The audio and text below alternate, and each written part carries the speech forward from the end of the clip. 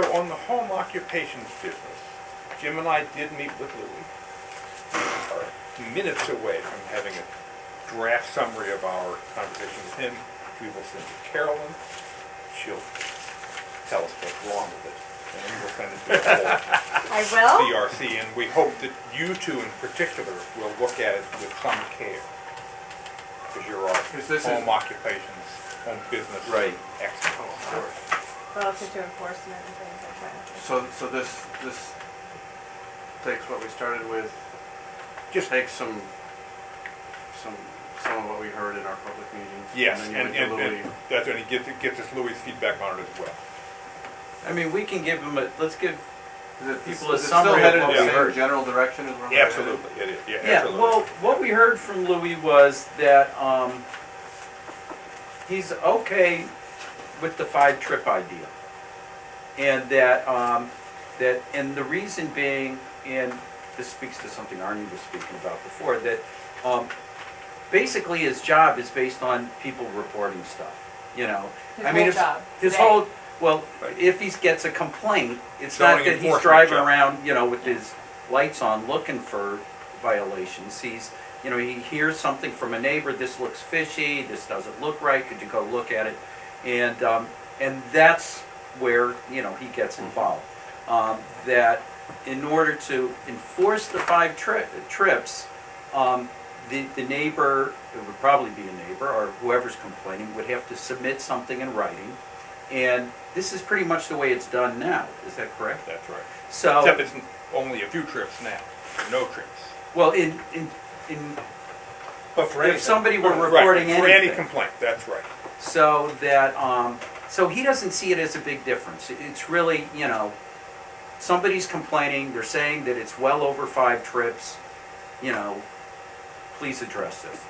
So, and that was a concern a lot of people raised was, is this 5 trips enforceable?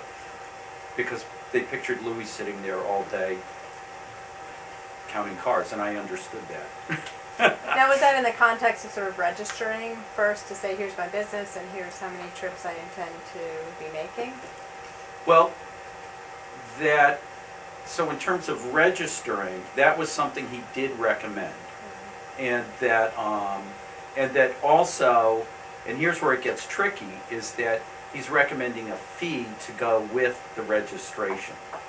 And that the fee the minimum fee he's looking at is around $50.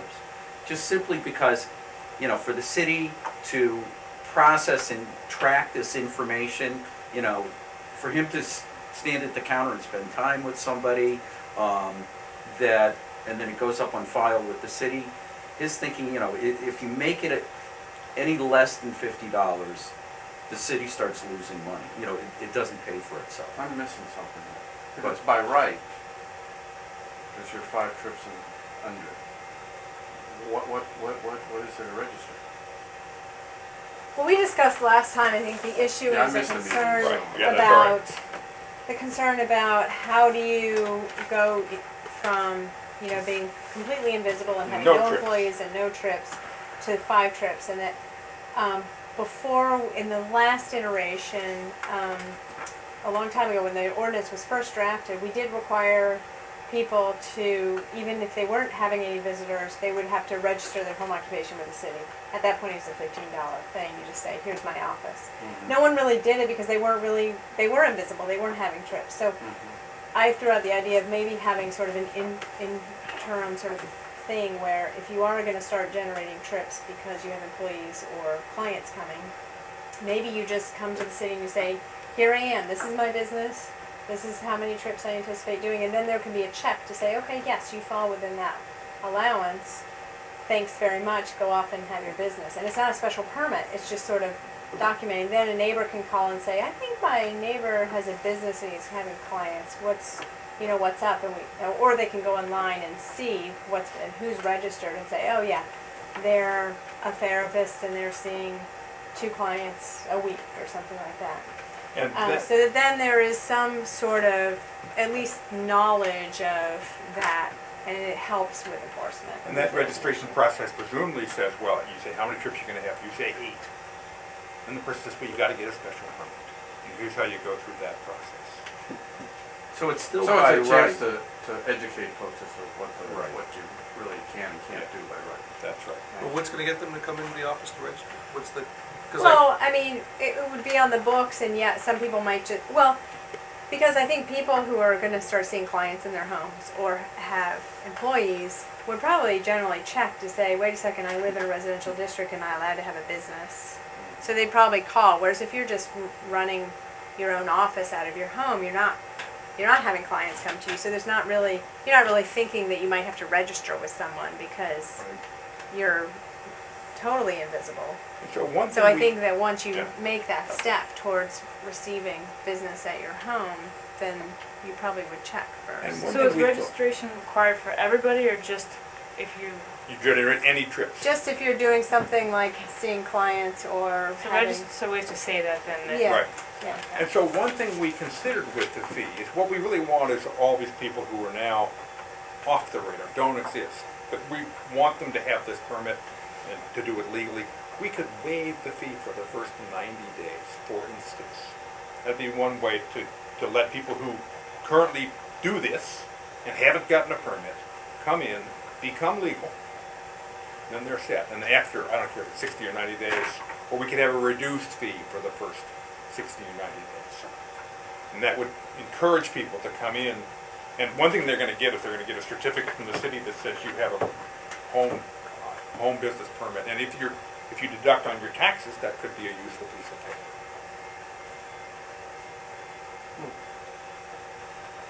so the cutoff really is the difference right now, what we call home office versus home business. Because home Yeah. office is, for me, I will just happen to work at home a day Yeah. or 2 a week. Yeah. Nobody ever goes by. I That's would right. never You don't- see so- anybody. It's not Right. really like in Yeah. anything as far as the That's word. Right, No, I but just- we used to concerned. require registration for that, so that's sort of where the idea came from is Right.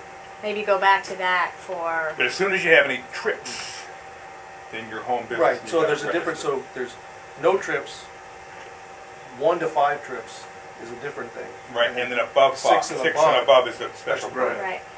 But no Well- trips and 1 to 5 are both by right. It's just Just 1 to you have to 5, register you're and pay a asked to fee register. for the 1 And to if 5. you're 1 to 5 and you don't register, Your neighbors can. I don't think we're saying, but I think we're saying that the 1 to 5, like if the trip is your own trip, like you go out to Staples Right. for Yeah. something during the Yeah. day, Yeah. that's Yeah. not, Yeah. that's not Yeah. really That- a trip. that doesn't- Oh, I know, I know. You only register It's if it's like employees, employer, customers, client, yeah. customer, okay. Covered, right, that's the, Okay. So there was other things that Louis was recommending. Bob, you're better at this with the registry of deeds and Yeah. what was he talking about? Well, he was talking about accessory apartments, which is a different kind of category, because if I have an accessory apartment and sell my house to you, you don't know what the restraints are on that. So there's a restrictive covenant that he wants to have accessory apartment owners register at the registry of deeds. I don't think any of that's necessary for home businesses or home occupation. I do think, though, that the one area which may be problematic, these small tradesmen, landscapers, carpenters, people who keep their tools in their garage and run a business sort of out of their house. So, do we need to reach out especially to them? Well, if they don't have employees They're not or, seeing clients or have clients. employees. But if they do, suppose they have 2 employees who come to their house and go with them to work. So all I'm saying is Yeah, then they would. this need to be is a registered. group we can identify as really being pretty much independent. They're not like Louis Well- recommended that we do some outreach Yeah. to them. well, I mean, it probably would make sense to do outreach, but we also have to think about at what threshold is their outreach. I mean, if I go to your house, Bob, and we have another job that we're going to, is that really a trip to your house, or Right. am I picking you up Right, for work? right, You right. know, so I wouldn't say that would be, it's really more if you're going there to conduct business Right. there, or if you have clients coming to your Well, house. so the only point I'm making is that the tradesman group will be a little bit different than many of the people we've thought about so far. And we might want to have some kind of encourage outreach to them in some way that will make them more likely to conform. Okay. The other thing that but done in a very friendly way. absolutely. Here's a new ordinance that's Absolutely, gonna make yeah. your life Yeah. legal and easy. Well, it's like, there are plumbers who take the truck home every night. Yeah, They don't work at home, they work for a company, but they got the company truck when they they have the drive. truck. Yeah, The truck lives in their driveway Yeah. because, or they're actually state police. Yeah, state You see troopers. state do. troopers, Yeah. they drive a police car Yeah. home. They're not, that's not a home business or a They home wouldn't office. need No. to register. no, Yeah, they just happen to, enter and Bring leave their their house. vehicle home. Right. Yeah. So, however, if they are a plumber and have in their garage some plumbing They're making supplies. something in No their garage. plumbers we know. Well, but I'm hypothesizing, I'm just saying, so if you're a plumber and you use your garage to keep piping, we want that person to be registered, because they have a, I think it's, the differentiation is the house, the primary location for the business. And Yeah. the employees come Yeah. Yeah. and work out of the I house. think the trades we're thinking that would fall under home occupations would be like a carpenter who makes furniture in their own house. fine, so Yeah. let's take that, I don't Right, care what, that's- I may have chosen Yeah. a bad example, but Yeah, there might be a circumstance where there are some trades that do Yeah. fall under home occupations. Definitely. so we want to make sure we accommodate them and encourage I outreach think to that's, the- to because that I group. mean, I know carpenters who work out of their house. Yeah. They Work in their garage. work in their garage, that's where they go to work, and they may or Right. may not have an Yeah. employee. Yeah. They're- Right, and so they would continue to operate without being registered unless they had employees that came to the house or had clients that started buying furniture out of their house. Then that would change the situation and they would be registered. So the other sticky spot that we were running into had to do with, let's say I'm in a triple decker and I'm renting the first floor. And I decide I'm gonna hang up my shingle as a therapist. And people start visiting me there. But I don't have the property owner's permission to run this business there. And it's, so one of the things that Louis was suggesting is that this is a right extended to property owners, and that property owners can give permission, but renters need to seek permission From their from, landlord. But From don't they the already need to do that? Like Yeah, they do. everything in your house, like my tenants can't do anything that's not written in my contract with them. Right? They can't even have a dog if I don't write it into the contract that they're Yeah, like. but most people don't have that kind of detailed lease with their tenants, right? Well, but we already have a system where the owner has to approve any permit that comes to the city. So zoning permit application, the owner has to sign that application. So that would be true also for this We've home already, occupation? yeah, in fact, that's the way it was written Home business previously, permit. the old permit Okay. had that on there. Oh, Okay. okay, so that would take care of it. That takes care of that, That's okay, why we're down. great. so that's the gist Yeah. of, So once we get, in time, we'll get it to Carolyn and get it to the whole committee, and perhaps by the next meeting, we can have a specific set of recommendations that we can forward to the planning board on this issue as well. Okay. but the good Well, news maybe- was Louis seemed to think it was enforceable. And, and one of the things here is, we forget that That's good. the people like Louis, his job is to enforce the rules. He may or may not think they're good rules, but his job is to enforce them. So he said, he said, if you make the rule to be X, I'm gonna enforce X. Okay. Great. So at the next meeting prior to that, I guess you'll be sending out another version of home occupations for us to go over. So, what else is on this agenda here? You wanna Schedule, tasks. You wanna talk about 90 Pomeroy or not? I think we should wait until next meeting when we talk about dimensional standards again. Okay? Yeah, Let's I mean, just get back to, The thing about 90 Pomeroy is are they actually coming forward with a permit? Is No. that- No, because they No, it's can't do not what they allowed. want. I think it's They just can't like a do what they want. hypothetical Okay. that'll allow us to Hypothetical. do. That's why I was wondering how we got kind of down. And I we think- got the one on Holly Street Well, too. Right. who crafted the hypothetical? A prospective developer. Yeah. So somebody looked at these properties and said, I'd like here's to what do I'd like to do. So we If can- the zoning allowed this, Yeah. this is Yeah, what- we can use these examples to test To our try to proposal. test, that's right, And that's see if our fine, proposal is gonna fix some of these common Yeah. problems. Right. that's right, Next meeting. okay. So what's next for this meeting now? This is Can I the ask future a- of ZRC. Can I ask a quick question Yeah. from last meeting? The notes that Jim had taken did they get tweaked or something? They're almost tweaked, and Oh. Carolyn I already couldn't sent me a remember. reminder But I had some requests from, community members and that to see the summer. notes a week, yeah. Yeah. Summer. Oh, yeah, we need to So, post We'll those put that too. on the web as soon as it's Yeah. done. so it's on, it's almost done. Yeah. Okay, let's, Right. let's get that up pretty quick, because it's been some time now, That'd be great. wherever that ball is.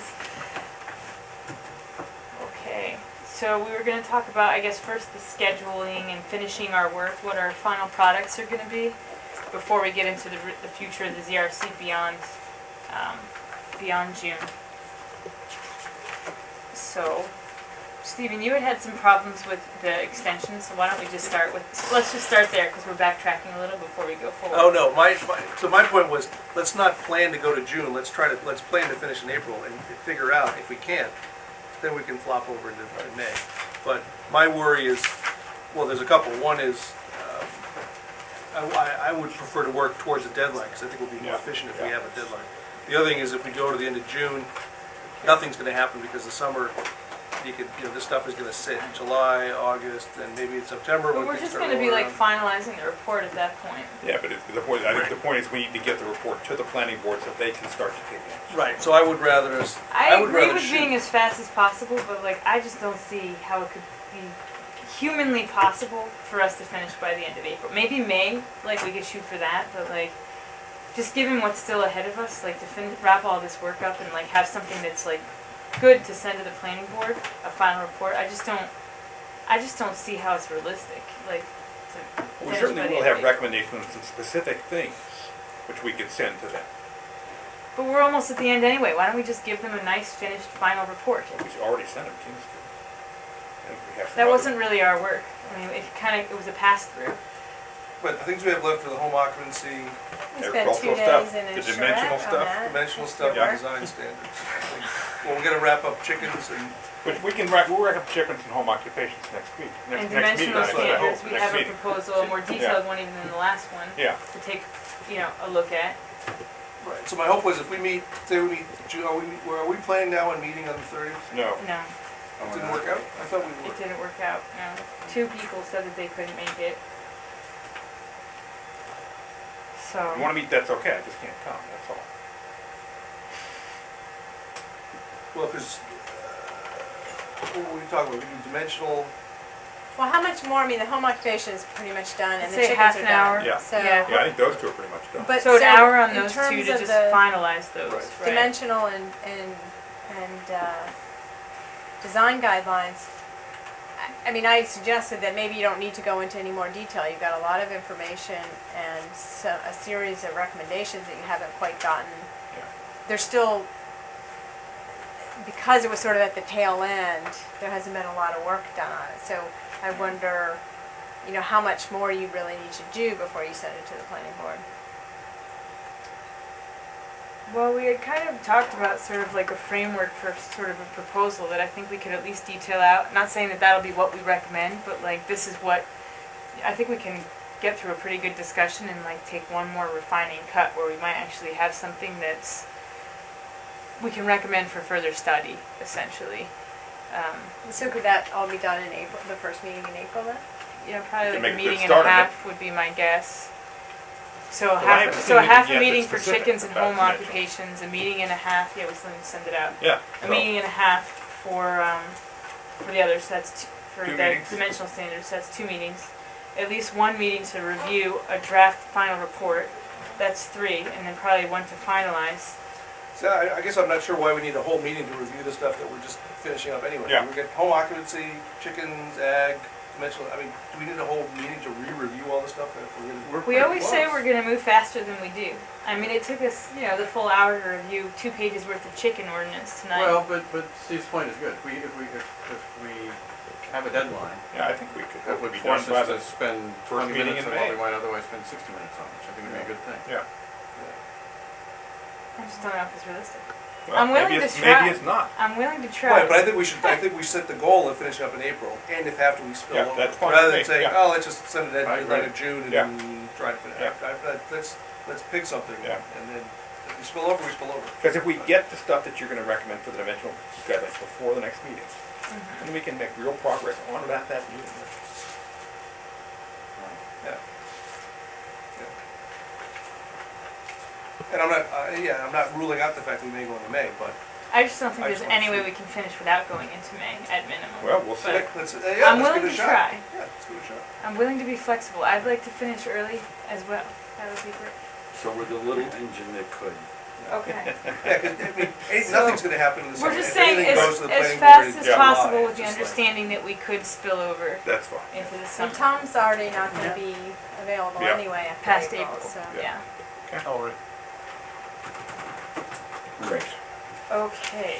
So then for the next agenda, design guidelines and dimensions, and then just a final pass over the chickens. Well, should we and decide, chickens. so home if we do Yeah. the 30th, you won't be, who's the other person? You won't be here on the 30th?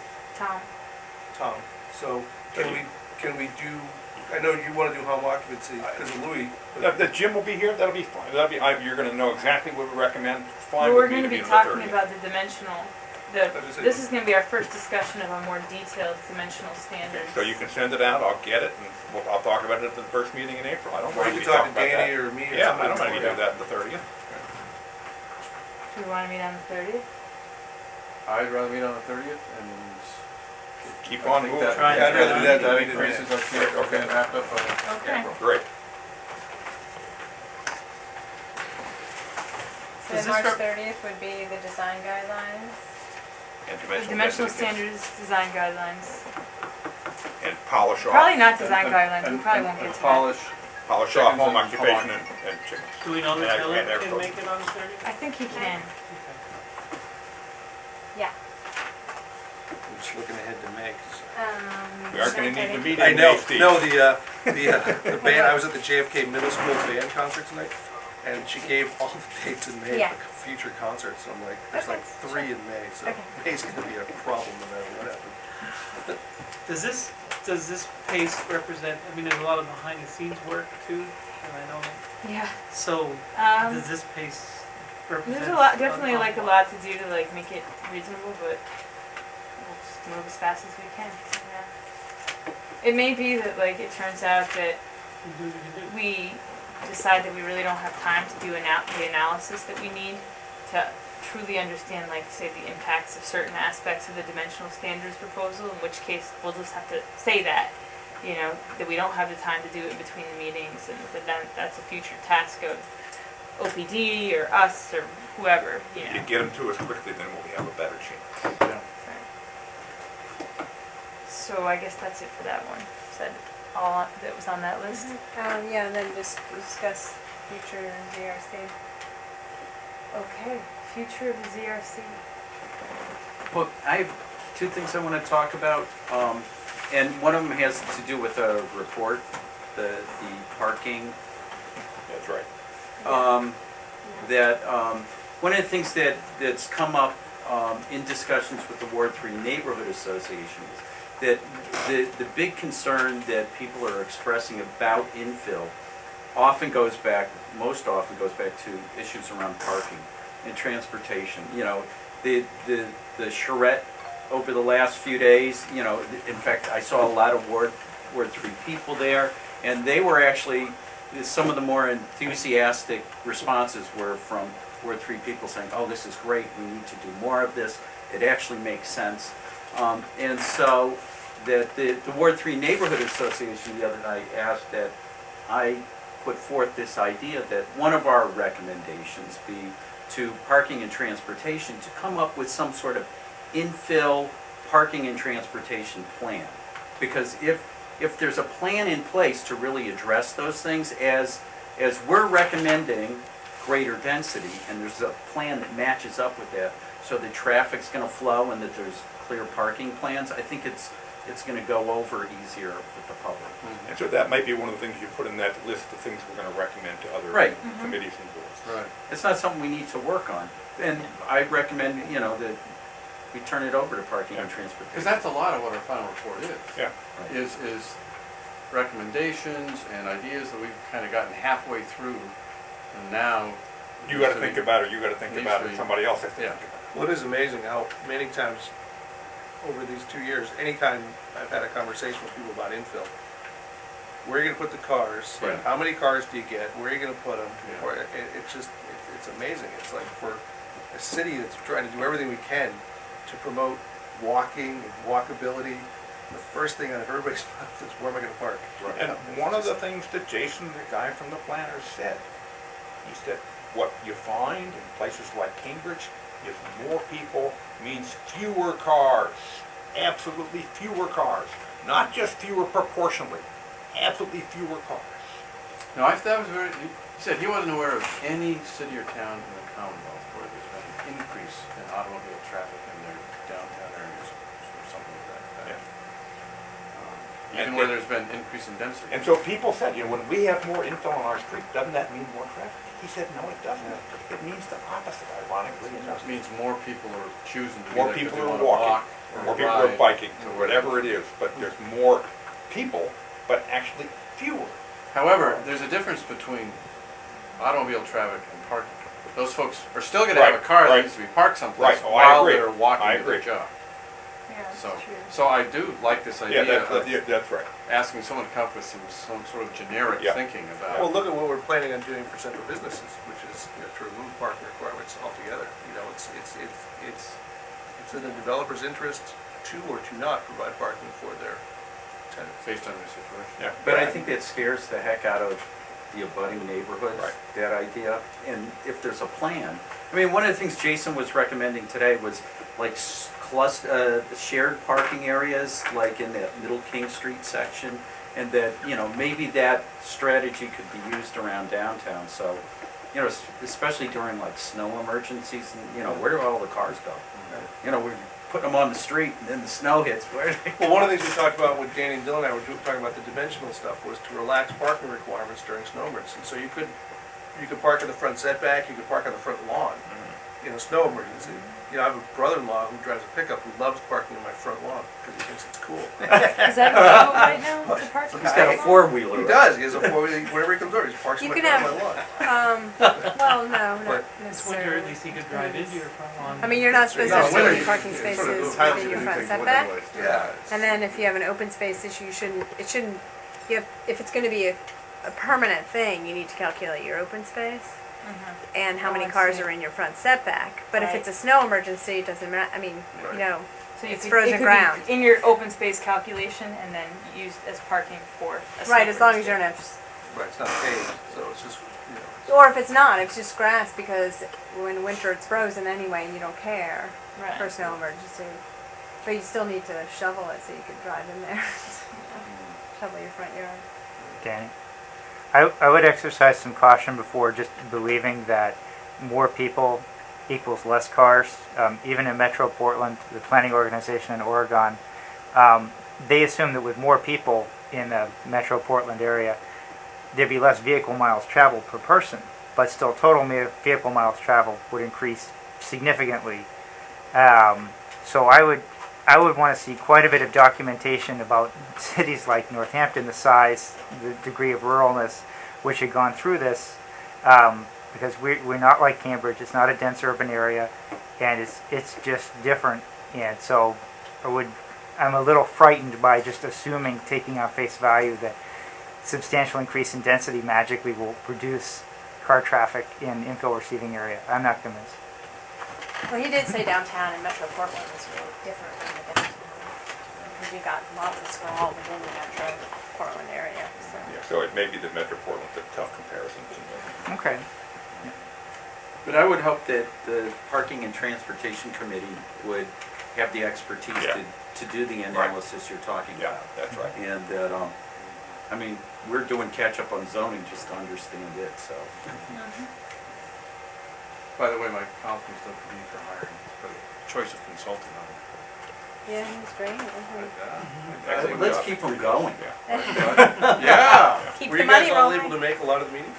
I was at Did a 6. couple. Really? Only a Yeah, you were. Yeah. Yeah. I dropped by yesterday afternoon's sort of open session, Yeah. and then I was there for much of For tonight. And he's a good presenter, and he knows his stuff, and he obviously knows Northampton. I guess, His Yeah, grandmother a little lived bit. yeah, was that Yeah. the story? I don't know.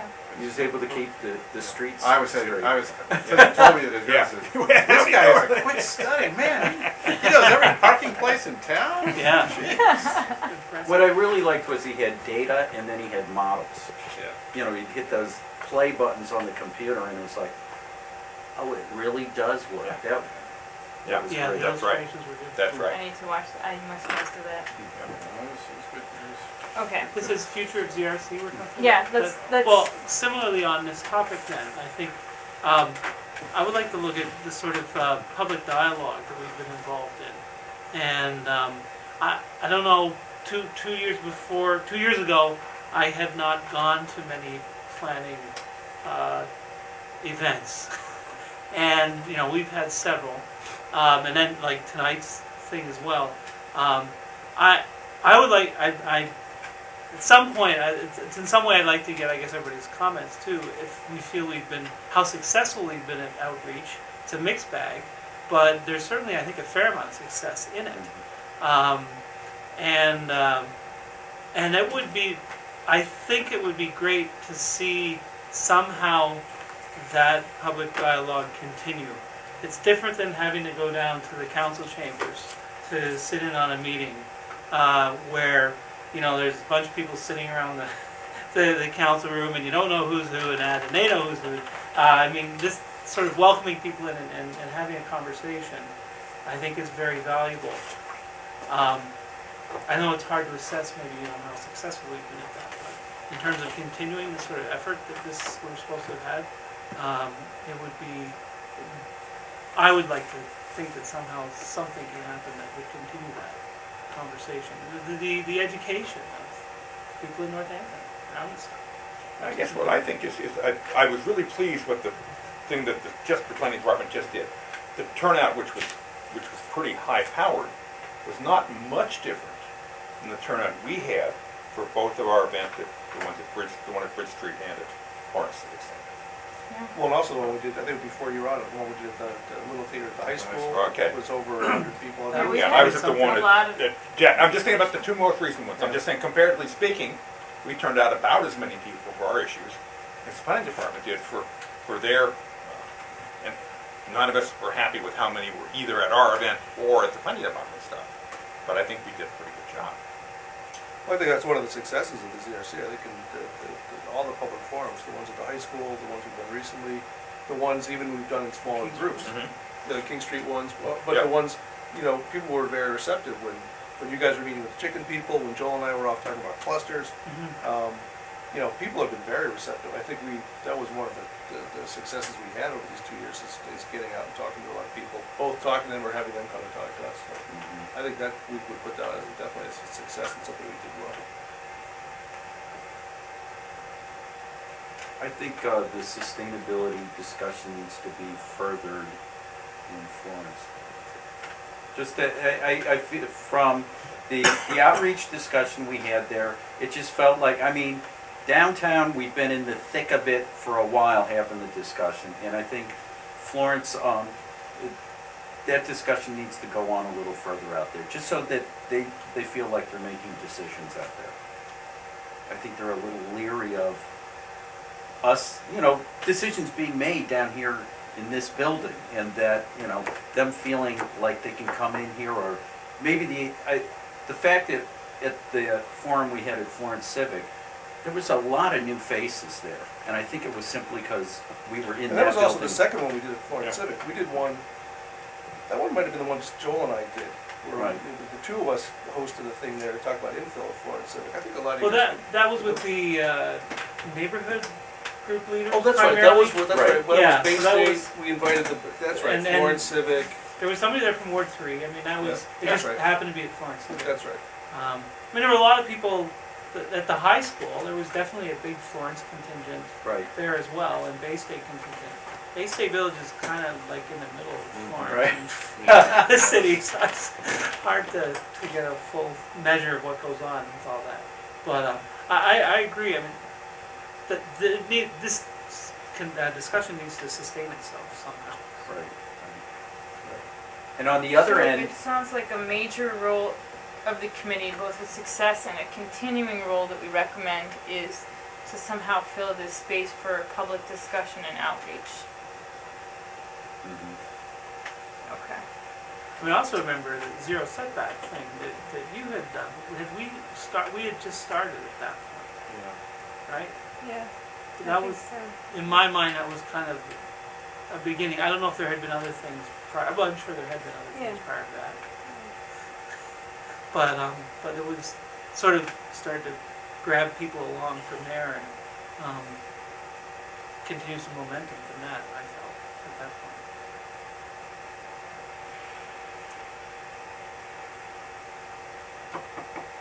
I think one thing to think about, if I can move us away from outreach for a second, is that the way, I can't even remember how the committee actually got started and was asked to function, but it seemed like from the very beginning we were like doing everything. So we're like figuring out what we're gonna do, we're generating proposal ideas, we're going and doing all the research, we're detailing all the proposals out. We're getting it to the point that like we've now not only got a proposal but are getting like this really detailed ordinance language, and then we're trying to get that somehow to the planning board. So we're like doing kind of soup to nuts, like totally A to Z, and like it just feels like too much. It's too much work. I don't think that it's a sustainable committee to do this much work. Yeah, you guys are definitely spread thin. Yeah. Yeah, I think, and even Joel put it in his email, that last email he sent out. I think what would have facilitated or sped up or helped us is to have somebody who could not just spend 2 hours at night every once in a while working on something, but somebody who was a dedicated resource. The planning department has a staff, but they have a lot of other things they're doing. So somebody who we could have, 6 months or part-time over 2 years, 15 hours a week over 2 years. But given that we or don't something like have that, or find a way to do it. I mean, there might be a way to fund it, and I think that's, if there was a way to get a technical resource to do the heavy lifting, I think that would have facilitated this. Well, we do have that ability in-house, but we would just, it means a different makeup of the committee, like you were saying,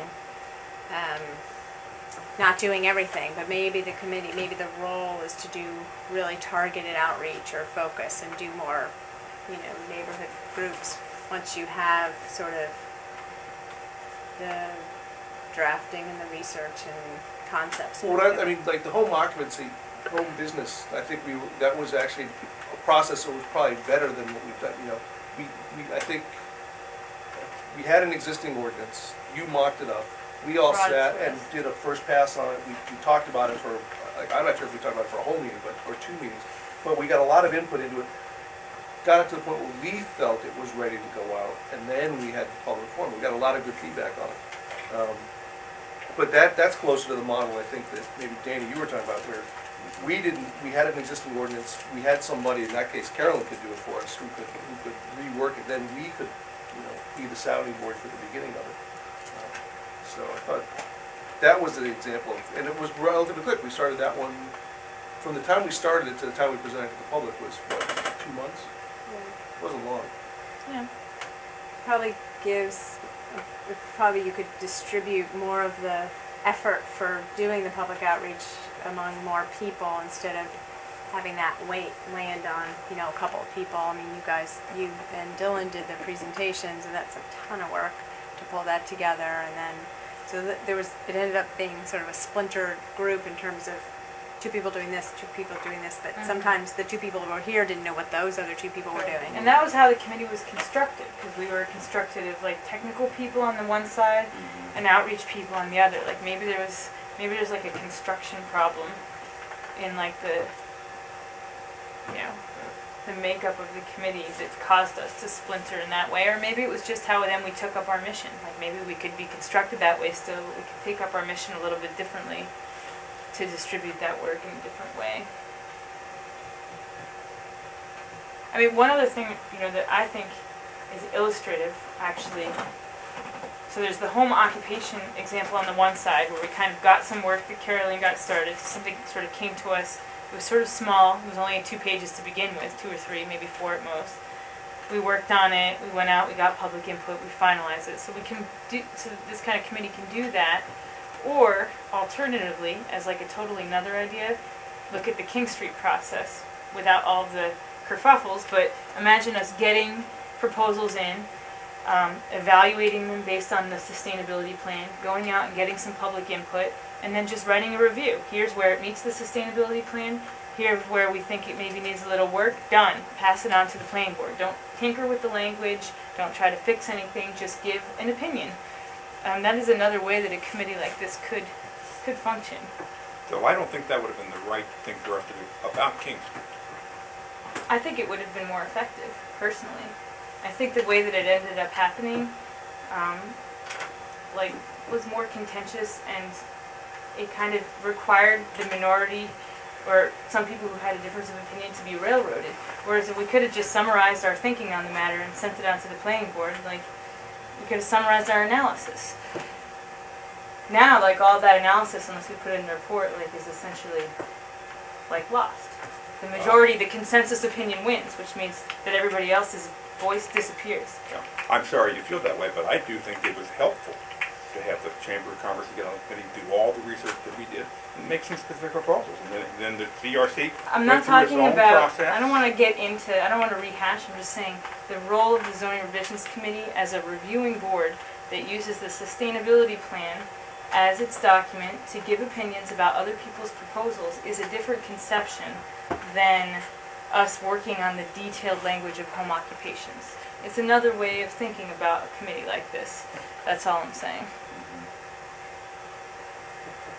And I don't know, could something like this do both and just sort of pick and choose? Sometimes we do the one and we just send recommendations on, and sometimes we do the other. We're invested enough to go through the ordinance line by line and make changes? Or is it something that it's all one or the other?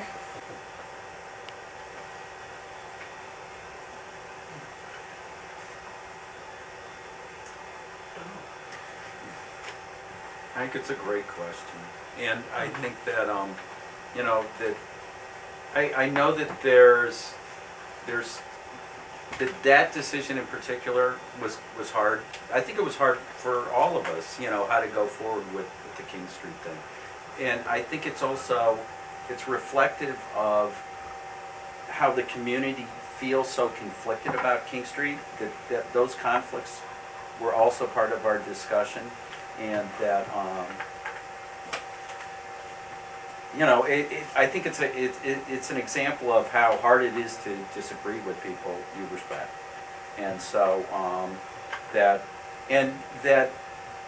it's going to move forward, and there's going to be more discussion. And I mean, just based on the charrettes around traffic, Yeah. I saw King Street. There's going to be more discussion coming up. Right. Based on some of the stuff he was showing up there, so that so I think it's really, if anything, we have framed how to have that discussion in the community. But I don't think the way it played out, in terms of then getting pulled out of committee and having a whole thing with the consent, I think that, personally, I think it would have been more productive for us to just, as a committee, have an opinion and send it on. Right, but the thing about, if that would turn us into a group that just reacted to somebody else's decisions. So I think what the ZRC should still do is have the ability to initiate the discussion. So, for example, So you do still want to keep sort of a line of discussion of whatever the ZRC wants to work on? Not so that we don't just receive proposals from planning yeah, department because and other people. I think the ZRC should have the ability to take the sustainability plan and try to implement it, instead of waiting for somebody else to come along and say, oh, I want to change this, let me whip out the sustainability plan and see if it applies. Right. So the ZRC should be able to take the initiative and come up with their own ideas, then have a technical resource that they can rely on to help do the legwork. But, chickens, urban agriculture, we're two of the ones that came up that weren't on our original list, but there also were a whole bunch of proposals in the sustainability plan, but there's other, early on when I think Joel and Dylan were gonna look at the entire zoning book. I think, wow, this was before your time. They were gonna take as a project, looking through it to try to figure out where in the zoning we could change it to implement part of the sustainability plan. We never really got very far with that. I think they did the review, but Yeah. it didn't go very far. Well, So, we definitely have all of that. Maybe there's like a role for two committees, maybe like a subcommittee of the planning board reviews everything, because it seems like there is utility in this idea of like all things going through the lens of the sustainability plan, but I see your point that like why would you give up your ability, like if you're just responding to things and you're never taking initiative, you can't work on things. And on the other hand, I can't see every zoning change, or every proposed zoning change, the need to go through the zoning revisions committee, because that's not the way it works now. Right, but I guess I'm arguing for the utility of somebody, maybe not the ZRC, like every zoning proposal actually being reviewed. Specifically, it doesn't have to be like a really lengthy process, but specifically through the lens of the sustainability plan. Like that everything that goes through, not saying everything has to be totally 100% sustainable, but there's some comment on everything that here's where it seems to meet the sustainability plan and here's where maybe in the future, now or in the future, it needs a little bit of work Right, done. but I mean, the scope of, Passage. there's zoning changes that we make that are just, like simple word changes that, there's Right, lots that of zoning don't- that just No, like, don't mean that. The other thing is, and I was on the original Sustainable Northampton Committee, and the reality is that there isn't a sustainable Northampton lens. There are many lenses in there, and some of them contradict one another. Sure. And in fact, you could have another group of 9 people with totally different makeup, ask them to interpret Sustainable Northampton, and based on who that collection of 9 people, you'd come up with totally different answers. So I think ultimately, whatever review based on sustainability principles you ask anybody to do is going to be more a function of the makeup of that group of people than there is one blueprint against which you can test what is and is not sustainable, because there's just so much general stuff in there, and where there are specifics, some of the specifics contradict one another.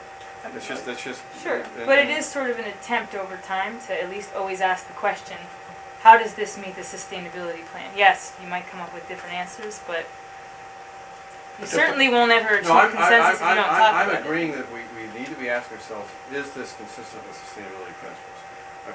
I'm saying that document is not going to necessarily give us the answer. But don't forget, there are also a whole list of things in the sustainability plan that were sort of action items. So there's already a presumption that those action items would meet the sustainability plan, and they still haven't been accomplished. So I'm not sure we necessarily have to go through the test scenario for all the ones that have already been identified and for which we haven't done any work on. So there's plenty of work too. And I would also hope that it's a matter of course the planning board, when it thinks about substantial zoning changes, thinks about sustainability. well, the sustainability plan actually gives us the ability to deny a permit because of what's in the plan and what's not in the plan. So it does have weight behind it. And the planning board cares about sustainability. Yeah. Apart But- from but- whatever legal authority. Right, and the point, should all I mean, that's, whether or not all zoning should go through a review board, it does public outreach, is That different seems than. overkill to Well, do that's public also, there are outreach on people in everything. town who would definitely say that. There are lots of people who think that any zoning change should require a citywide discussion. So it's outside the scope of, I mean, Those are towns. sorry. And that's I think a different, we've heard it, I think we remember we all got the letter from Jerry Budger, which, his concern was any zoning change requires us to notify everybody, and such that we can have big discussions on it, so, that might be a little bigger than the Sustainability Commission, the ZRC. Because, again, as I said, I think one of our strengths was our ability to go out and get people to talk about things. But that's gonna dilute the focus of a committee if they gotta talk about every zoning change versus everything that's, either they've decided is sustainable or somebody else has decided is sustainable issue, so. So the committee, do you think, how would it choose what comes to them then? So they're gonna be working on things of their own making out of the Who is? the ZRC works on whatever it chooses to work Just on. like it does today. Just like it does today. But then it's also gonna be receiving certain things, like, Just like today. so what is the selection process for deciding what you take Well, from it's the outside that you're not generating The yourself? planning board is the one that can, because the initial zoning change goes originally to the planning board, the ZRC doesn't take, the planning board. So then- only if the planning board then says. decides, the planning board decided King Street would go to the ZRC. But every the planning board hasn't directed every zoning change for the past 2 years to the ZRC. Right. So selectively, you would send to the ZRC what it seemed like needed more. Right, I think, teasing think out. of some of the first ones we did, the Wetlands Act, we did, that was one of the first things that we, the planning board said. And we did that in the first couple months that the ZRC existed. There's another one. Oh, the driveways, there were certain things, the 10 degree, didn't we send the 10 degree driveways, slopes? There's some simple ones like that. So something like home occupations, where the planning department is giving us something to start working on, that either comes by a direct request from the ZRC to work on it, or like a suggestion, and then we say, yes, we want to work on it, or Carolyn goes, or Wayne goes to the planning board and says, hey, what about this? And you say, okay, send it to the ZRC. So you're assuming that the ZRC continues, you're talking about a future I'm assuming, hypothetical yes, ZRC. a hypothetical. If there were If it were to continued ZRC. continue its work. Right, I don't see a change in that. I think the ZRC can either initiate their own, or they can take them from, I think the way it was, the ordinance was written, it had to come from the planning board, they can initiate their own. I can't remember if the ordinance was written such that the planning department Yeah, but can this is go- sort of, take a step back, is that the right model? I mean, it's not necessarily that you have to move with the same model, it's, did that work? And given the discussion about whether or not you were spread too thin because there were sets of people that wanted to do one thing, other people wanted to do the other, and then what if you have 3 or 4 other parties tossing other things at you, and all of a sudden you've got a pool of 25 had that things, problem. and now you're meeting Yeah. every 2 Yeah. weeks for 2 whole years, and that's a lot of time and resource Yeah. for you all. And we definitely had that So- problem where we like didn't draw our boundaries right, Right. and we took too much. We Yeah. took on way too much. If the overarching charge was just too huge. Yeah. So how do we set boundaries for the work that a committee like this takes? Should So it that continue? it That- could that be assumes we need to sustainable in So terms that- of continue. exactly. every 2, twice a month is probably not sustainable for very long for you all. I mean, everyone has a life, so. One idea, I mean, maybe, I don't know how this would work in terms of, workload, but one thought is that there's these big, long-term discussions, like there's density, there's things that are fundamental to sustainability that are gonna really be like changes over time. And there's like this big discussion, like talking to Florence more about sustainability that sort of needs to happen. So that's like a long-term thing that the committee could work on and generate its own proposals out of that, a couple of key issues. And then maybe there's sort of the low-hanging fruit idea that Carolyn and Wayne have had where, meanwhile, things come to us that are either directed from you or directed the planning department decides they want to work on it and they want some feedback, and then those low-hanging fruit type things come to us and then we work on those and then do a little kind of mini public outreach on those smaller things. That could be one way, but there's still like a lot of room for taking on too much in that conception too, where you've got, your long-term big issues where you're generating all your own proposals and then you're also dealing with, whatever proposals are coming at you from the planning board and OPD. I'm a little confused. Has the planning board asked us whether we think we should continue, or has the planning board given us their opinion on whether they want us to continue? I mean, I'd find this a more useful conversation if it were in the context of, if we were to continue, then what would we be? I think we're also being asked Um, whether, we think there's utility in us continuing, right? Is Are, that- I guess think what I'm that- wondering. that's Are been- we being asked to weigh in on that? I think that the planning board had an idea, had set a 2-year time frame for a committee. What the issue is, at the end of the 2 years, give feedback on how you think it worked, whether you think it's something that's worthwhile to continue. Not necessarily meaning the same people or same configuration would continue, but if you had to do it over again, how would it be configured? What would be the roles? And then that's a recommendation to the planning board about the people About working the on it CRC. specifically. How do you think it functioned? Does it need to be completely overhauled? Should it just be on public outreach? Should it be sequential? That seems You to know, assume it might though even be that there's worth like it a us to bring in standing the permanent original ordinance. committee. There's no standing permanent committee, but it could be reconfigured. My guess is nothing's going to happen over the summer. The planning board has a ton of stuff on its plate now with zoning changes that are going through the process. So they need to catch up on that stuff. And so probably in September, they'll think about, okay, what's the next step? Should we reconvene another committee? Do we call it zoning revisions committee? Does it have the same function? Does it have a different function? And who would want to potentially serve on whatever that function ultimately is? Right, and even looking at the original, because the original ordinance, I think, as Danny mentioned, was set up so there was 3 outreach, 3 Yeah. technical, one from planning, one from. Well, it the- wasn't 3 outreach, it was 3 neighborhood Neighborhood, representatives. Oh, That's sorry, right. yeah. So three you neighborhood guys representatives. We decided own to it. We call separate that that out. technical and Right. outreach. Right. Right. And whether or not that was, I think it would be worth even looking at the ordinance and say, was that the right? I mean, Well, of because- course, we originally organized ourselves in housing, Mm-hmm. chicken, right. agriculture, Yeah. and And we I didn't forget. get anything done doing that because there was just too much. Right. We didn't even know where to start with such big topics. The only committee that actually moved forward was the one that had the smallest, narrowest charge, which was look at chickens.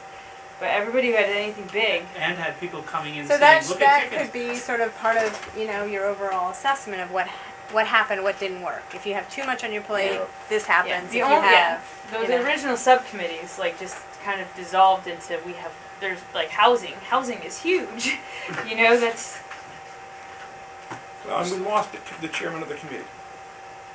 Well, that was a Well, year into it. well, that was- can happen anytime. I'm just saying that that's another reason that the committee had problems. So, when you lose a chair, that's different than losing a regular committee member. But I think, back to It Dennis's means point, your leadership changes. Dennis's question, what is the planning board looking for? I think, as Carolyn was talking about, ways that, we, after doing this for 2 years, can think of ways to do it differently and better. Get more done and in an effective way. We did some successes and we did some things well. I think we didn't do some things as well as I think some of us thought we would at the beginning of the 2 years. And how are we gonna make it, how are we gonna make it better? Because say we do sunset at the end of April. As Carolyn said, maybe after the summer, we do reconstitute with a different focus. I think, not a different focus, but with a different organizational structure. But for me, the biggest thing is making sure we have the resources necessary to make the group successful. And I think, to me, that means a dedicated, doesn't have to be full-time, but somebody really to do the heavy lifting, technical part of it. That's the thing I think we need to find. And not to well, rely the on. outreach part of it. We also said that was really important. So we No, didn't want to give but I it know either we're one. good at that. We're good at the outreach. I'm We saying can do that. we're good at that. We've proved over the 2 years that that is one of the strengths of this committee, is being able to get a room full of people discussing the things that we want to talk about. So, but what we struggle with is doing the technical analysis, and that's where we need help. And that's, I think, if we had a resource who could do this outside of the group of 9 people who can do it only after work at night, on weekends, meeting in Forbes Library or in Haymar, I think that's the. And certainly, too, looking at the quality of work that, from my perspective, I think primarily come from Dylan and Danielle in the presentation material, and then, of course, the whole chamber piece as well, with Dennis behind that, and I guess it goes all around, but just to look at the number of hours that must have gone into all that work. Can a committee sustain that kind of output for, on down the road? My feeling is that there's people in this group have put in an awful lot of time, and more so than I've seen in other things that I've been involved in. So I'm tremendously impressed with that. And this committee really did have 9 intelligent, capable, active, strong people. This wasn't a committee of bozos. I mean, really, so, What a fine point on it. well, and so it's hard to imagine that if it were to be reconstituted, you'd get a group better, more skilled in the kind of things. That's your challenge. So I'm just saying, the committee had great people and a plausible structure. It turns out, for a variety of reasons, it didn't work out perfectly, but it's hard for me to imagine that it could be set up in the long run and have the quality of people and the quality of input from them that however in complete our product, we've achieved so far. I agree. So Steve, Sorry, go on. to your point about notification, I think that the outreach portion that we've done so well is a big part of that notification process. And I think having the planning board have some sort of organ that goes out and continues to do that is going to be of real benefit. Yeah, and you know, I think, it's funny in the age of, you know, I get a phone call from the DPW now every time it snows, telling me the streets are closed. And I get one from the principal of the schools, or the superintendent telling me schools are closed. Right. But I can't get one from the city saying, hey, we're having a zoning meeting. You know, on watershed, you know, or an email or something, you know. But now I get them every time, you know, it snows. Well, and actually, you mentioned the watershed, the WP. I think had we done outreach on that, it might have passed. Because I think there would have been public support for simplifying it and going forward with it. I mean, I think we learned something there. Yeah, Or maybe not. yeah. Sorry to change. I want to come back to your earlier point though. If we were to recommend the ZRC like existing in the future, if we were to send our opinion to the planning board, what would you say? Like, it sounds like we're saying, yes, we think that there's utility to the committee, like, existing in the future. Is that true what I'm hearing, or is there, No, I wouldn't say I that. do not agree. I would say the planning board in the future needs some mechanism, call it what you will, for an outreach function and engaging community in discussion and soliciting feedback. okay.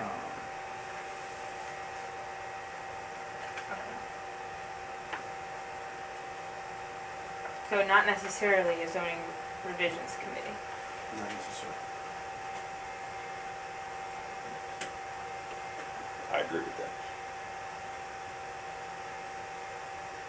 I think something similar should keep going on.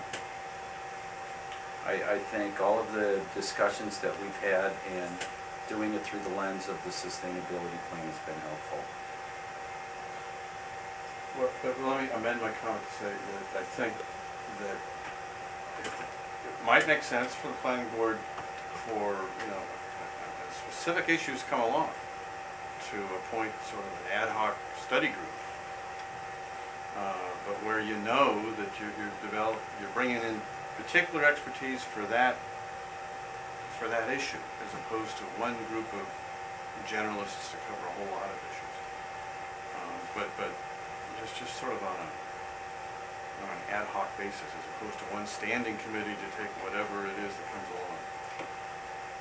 But if it's zoning issues, given how long it took us to get our head around zoning, doesn't that mean every ad hoc committee for every issue then is gonna relearn zoning from scratch? No.